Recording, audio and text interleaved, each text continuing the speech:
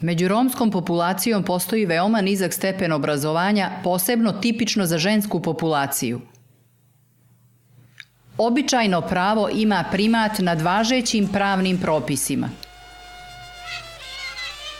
U Crnoj Gori manje od 1/4 djevojaka romske nacionalnosti završi osnovnu školu.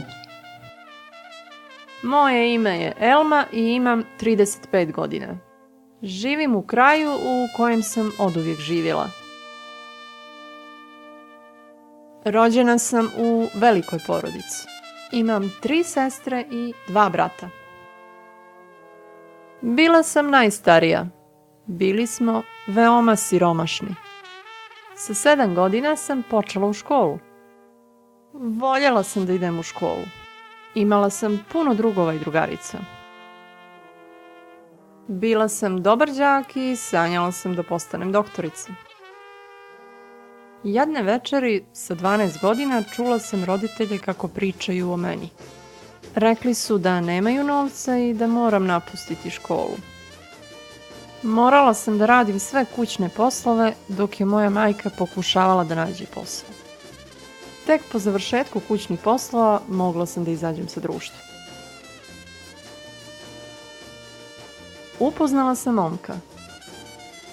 Rekao je da me voli. I on se meni dopao. Ostala sam trudna. Moji roditelji su rekli da se moram udati za njega. Prvo dijete sam rodila sa 15 godina. Sada imam 3 djevojčice i 2 dječaka. Postala sam baba sa 30 godina. Moje ime je Ana i imam 30 godina. Ovo je moje drugo dijete i danas odlazimo kući. Njegov brat ima 4 godine. Njihovog oca sam upoznala na fakultetu.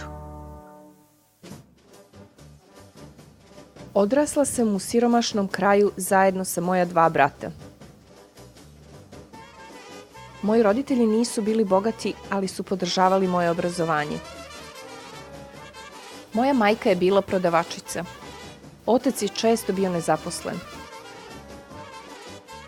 Sa 7 godina sam počela u školu. Uvijek sam voljela školu. Imala sam puno drugova i drugarica. Moj san je bio da postanem doktorica. Jedne večeri sa 13 godina čula sam roditelje kako pričaju. Otac je rekao da su neki ljudi došli da me prose.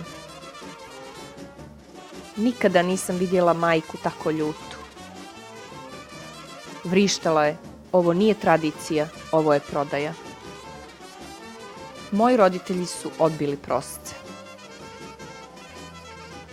Iste godine sam upisala srednju školu. Sada sam doktorica i pregledam unučad svojih drugarica iz djetinjstva.